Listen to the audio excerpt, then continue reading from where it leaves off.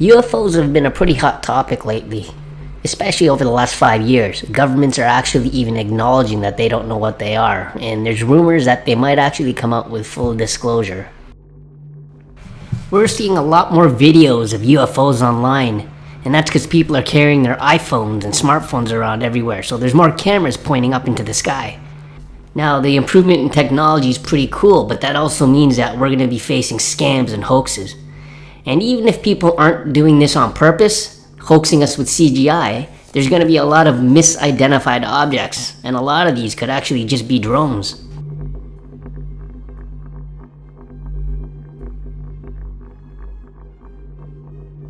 But I want to take a look at a case that happened almost 35 years ago in an urban city. Back in a time when computer-generated imagery just really wasn't that good yet, and drones weren't up in the sky.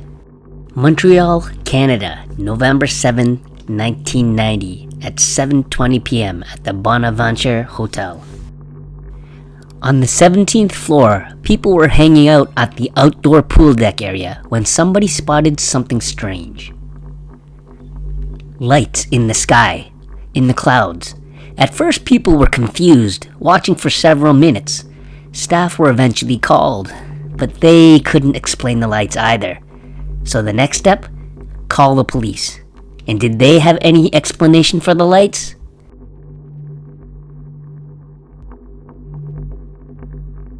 Now, the police officer that was there that night and saw the object actually was interviewed by a camera crew. This is what he had to say. Forme ronde qui semblait métallique, qui projetait des faisceaux lumineux, qui avait 4 séries de 3 phares. C'était gigantesque. Now, people have been looking for rational explanations to this whole situation. Some people suggested that they were just seeing lights from the streets and nearby rooftops reflecting back down from the clouds. However, it sounds like the officer considered this, and you'll hear in the interview how he went to check. À ce moment-là, il y avait le mille de la Gauchetière qui était en construction, qui avait déjà, lui, ses tours, puis tout le système là, de grues pour monter les marchandises. Lui, il y avait beaucoup de grosses lumières blanches là, pour éclairer le chantier de construction. À ce moment-là, j'ai envoyé des policiers faire fermer les feux. Les phares, on les a fait éteindre. Puis ça n'a rien changé dans l'aspect du ciel. On voyait encore la forme ronde, on voyait encore les lumières tout le tour.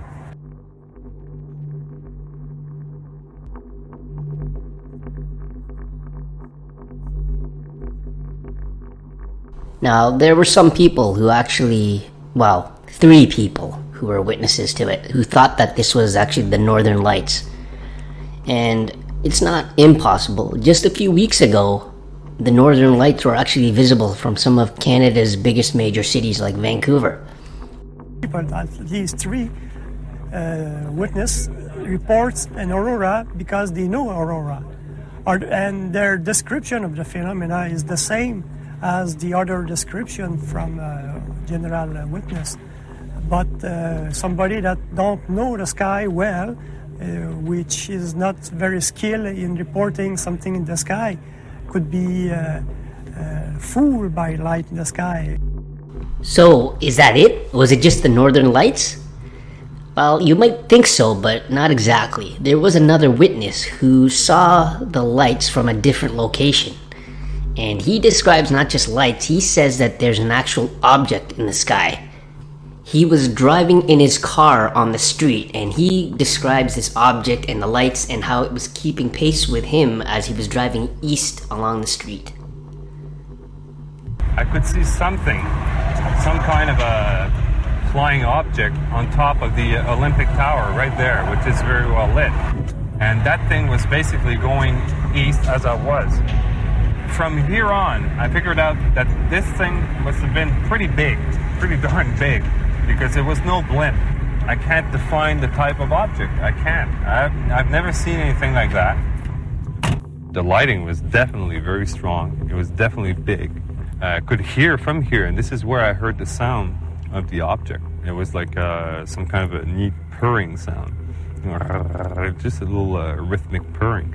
And the way this thing was moving was very strange because it was very static. It could be very static, wouldn't budge.